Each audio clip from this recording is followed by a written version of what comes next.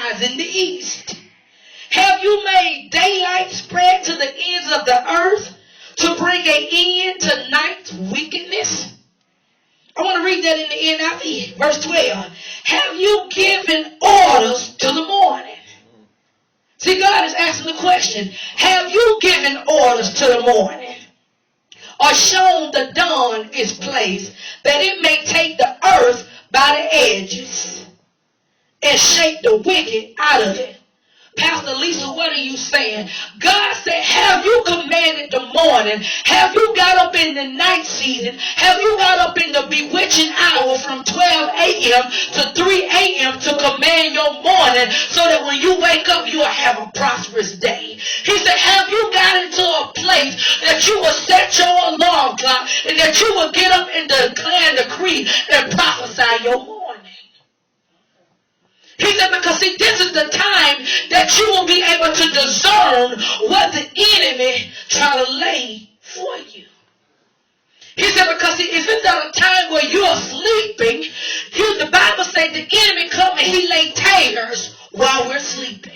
While you sleeping somewhere, the enemy is saying, okay, this is what I'm going to do this to make them where they're going to have a bad day at work. I'm going to put this thought in their mind so when they wake up, they're going to wake up angry. How many times you woke up and you woke up mad? How many times you got up and you feeling like the day ain't going to be no good day? You know what happened? The enemy came and he put some thoughts in your mind, and then when you woke up, you came into agreement with it because you weren't able to discern that it was something that the enemy planted throughout the night season. He said, because see, the enemy heard you praying earlier that day or last night before you got ready to go to bed and say, today going to be a blessed day for me. Today going to be a good week for me. But when you went to sleep, that devil heard what you said and said, you know what, I'm going to put some thoughts in his mind. I'm going to put some thoughts in her mind so that when she wake up and go to the job interview, she going to feel like they're going to give it to somebody else. He said, so when you discern that, what you just did was, when you go to the job interview, when you came into agreement with that thought that the enemy put in your mind, when you go to the job interview, they're going to get a job to somebody else. Don't you know that spirit on the inside of you, and you didn't cast that spirit down?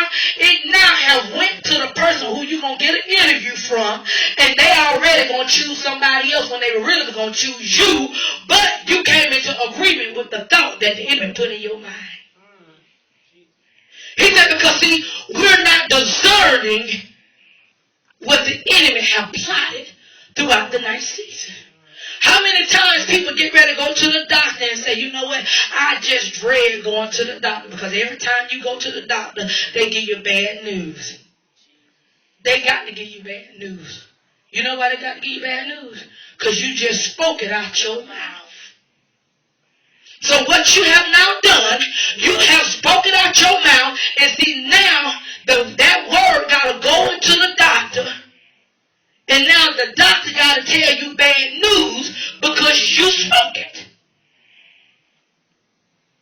And see, he say we got to discern the gate of the enemy, because see, the enemy have put something in your ear, and you got to discern that he will put something in your ear gate. You got to discern that somebody done showed you that you know you applied for the loan, and they say, see right here, we can't work it out.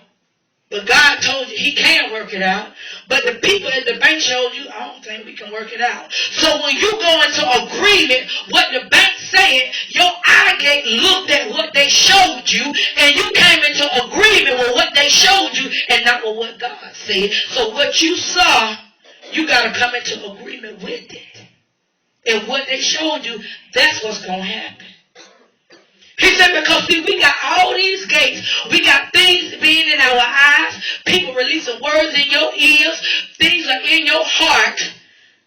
You always going back to how people used to always hurt you. I'm tired of people hurting me.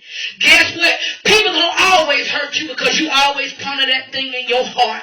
And that's why you telling the devil, what you doing is telling all hurt people, come to me, because you pondering that thing in your heart, because you weren't able to discern that the enemy put that thought in your heart and you came into agreement with it. Because you always felt that you had to have it